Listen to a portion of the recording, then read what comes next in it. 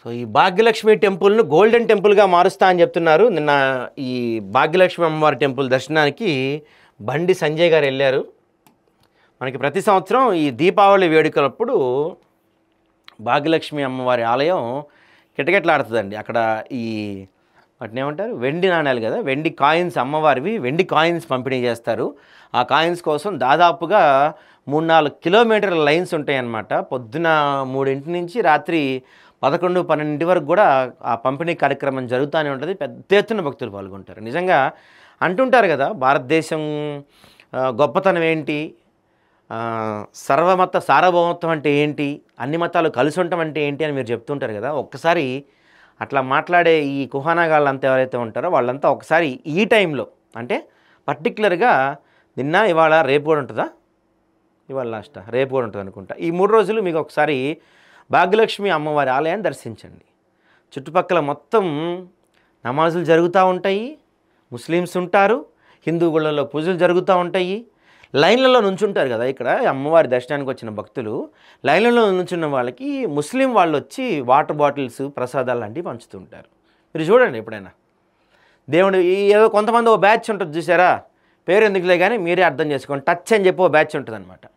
So ఈ touch batch ఏం చేస్తారంటే, ప్రసాదం తింటే పాపం, ఇంకేదో లోకాలకి పోతాం, ఇంకేదో అయిపోతాం అని చెప్తూ ఉంటారు. కానీ ఇక్కడ చూస్తే మీరు ముస్లిమ్సే స్వయంగా ఎవరైతే ఈ లైన్లో నుంచొని ఉంటారో వాళ్ళకి ప్రసాదాలు ఇస్తుంటారు, వాటర్ ఇస్తుంటారు, వాళ్ళు ప్రసాదాలు స్వీకరిస్తుంటారు. అది భారతదేశ గొప్పతనం. తెలియకపోతే ఒకసారి వెళ్ళండి, 3 రోజులు ఉంటుంది, చక్కగా మంచిగా ఉంటుంది. మీ కళ్ళు వేలిపోతాయి చూస్తే, అంత బాగుంటుంది అక్కడ.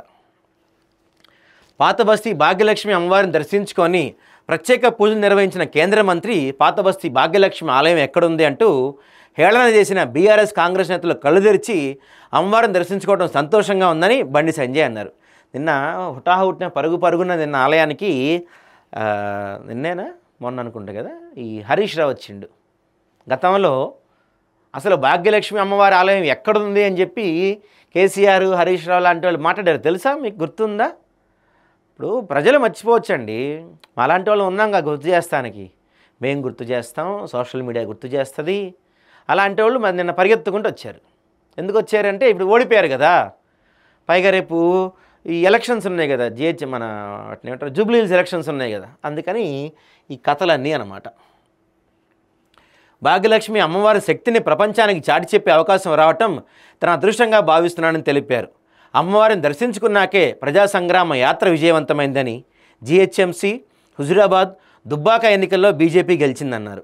పార్లమెంట్లో 8 స్థానాలు గెలుచుకోవటం కాకుండా విజయ పరంపరను కొనసాగిస్తున్నామని చెప్పారు.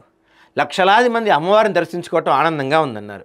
బీజేపీ అధికారంలోకి వస్తే భాగ్యలక్ష్మి అమ్మవారి ఆలయాన్ని స్వర్ణ దేవాలయంగా మారుస్తామని పొందుకొనించారు.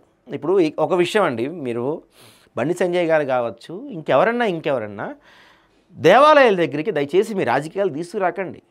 ఇప్పుడు తిరుపతిలో మంచి రూల్ పెట్టారు. తిరుపతిలో ఏంటంటే ఆ తిరుపతి కొండపైన ఎక్కడ రాజకీయాలు మాట్లాడకూడదు అనమాట. సో అట్లా మీరు గుడికి వచ్చారు, గుడి దగ్గర గుడి మాట్లాడండి, బయట కబుర్లు వద్దు. ఎందుకంటే మాట్లాడితే మేము చాలా మాట్లాడతాం. బీజేపీ అధికారంలోకి వస్తే భాగ్యలక్ష్మి అమ్మవారిని బంగారు ఆలయంగా చేస్తామని చెప్పారు. మీరు అధికారంలోకి వచ్చి, అంటే బీజేపీ కేంద్రంలో అధికారంలోకి వచ్చి దాదాపు 11 సంవత్సరాలు అవుతుంది. ఈ 11 సంవత్సరాలలో ఓల్డ్ సిటీలో జరుగుతున్న ఆకృత్యాలపైన కావచ్చు, అసద్ అక్బర్ల అరాచకాలపైన కావచ్చు, చిన్న ఛార్జ్షీట్ వేయగలిగారా మీరు? మళ్ళీ ప్రతి చోట ఎక్కడైతే మీకు కొంచెం కష్టంగా ఉందో, మీరు ఎలక్షన్స్లో ఓడిపోతారు అన్న చోట ఎంఐఎం వచ్చి పోటీ చేస్తుంది. మీ కథలు మా అందరికీ తెలుసు, నాటకాలు ఆడకండి దయచేసి దేవాలయాల దగ్గరైనా. సరే, ఇప్పుడు అది వేరే విషయం, మనం అమ్మవారి గురించి మాట్లాడుకుందాం. కర్ణాటకలో ఆర్ఎస్ఎస్ పద సంచాలనలో పాల్గొన్నందుకు ప్రభుత్వ అధికారిని సస్పెండ్ చేయడంపై తీవ్రంగా స్పందించారు. కర్ణాటకలో బీజేపీ అధికారంలోకి రాగానే సదరు అధికారికి 2.5 కాలానికి జీతభత్యాలు ఇవ్వడంతో పాటు ప్రమోషన్ ఇస్తామని స్పష్టం చేశారట. దీపావళి పర్వదినం మంగళవారం సాయంత్రం కేంద్ర మంత్రి బండి సంజయ్ కుమార్, బీజేపీ రాష్ట్ర నాయకులు గింగిడి మనోహర్ రెడ్డి, కాసం వెంకటేశ్వర్లు, డాక్టర్ ప్రకాష్ రెడ్డి, సంగప్ప వీళ్ళందరూ అమ్మవారిని దర్శించుకున్నారు. అనంతరం ఆయన నేతలతో కలిసి బండి సంజయ్ మీడియాతో మాట్లాడారు. ఆయన ఏమన్నారంటే, దీపావళి పర్వదినం సందర్భంగా పాతబస్తీ భాగ్యలక్ష్మి అమ్మవారిని దర్శించుకోవడం సంతోషంగా ఉంది. హిందూ బంధువులందరికీ దీపావళి శుభాకాంక్షలు. అమ్మవారి శక్తి అందరికీ తెలుసు. అమ్మవారి కరుణా కటాక్షం కోసం అందరం ఇక్కడికి వస్తున్నాము. అమ్మవారి వల్లే తెలంగాణ అందరం సుభిక్షంగా ఉన్నాం. నాకైతే కరీంనగర్లో మహాశక్తి అమ్మవారు, భాగ్యనగర్లో భాగ్యలక్ష్మి అమ్మవారి ఆశీర్వాదం కరుణాకటాక్షంతోనే ధర్మం కోసం దేశం కోసం పనిచేస్తున్నా.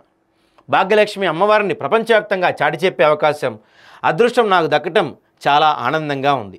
నేను బీజేపీ రాష్ట్ర అధ్యక్షుడిగా ఉన్నప్పుడు భాగ్యలక్ష్మి అమ్మవారి పాదాల సాక్షిగా ప్రజా సంగ్రామయాత్రను ప్రారంభించాను. ఎండకు వానకు చలిని తట్టుకొని ఎన్ని ఆటంకాలు అడ్డంకులు వచ్చినా పాదయాత్రను విజయవంతం చేసినాం. 1600 కిలోమీటర్ల పాదయాత్ర చేసిన.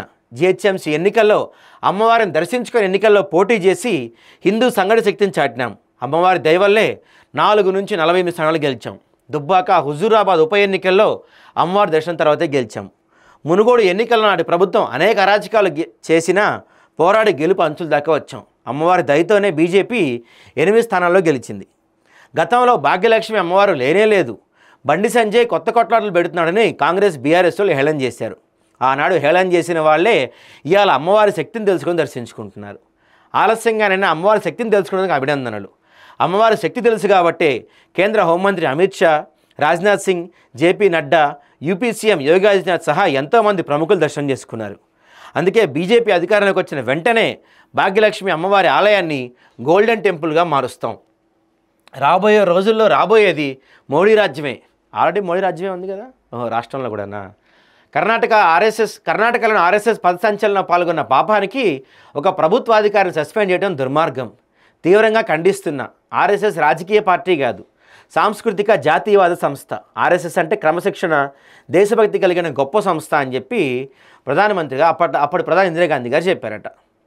సో కాంగ్రెస్ ఉండేది ఇంకా 2 ఏళ్లే. 2 ఏళ్ళ దాకా సస్పెండ్ అయిన అధికారి ఆర్ఎస్ఎస్ ద్వారా దేశ సేవ చేయాలని కోరుతున్నా. 2 ఏళ్ల తర్వాత కర్ణాటకలో మళ్ళీ వచ్చేది బీజేపీ ప్రభుత్వమే.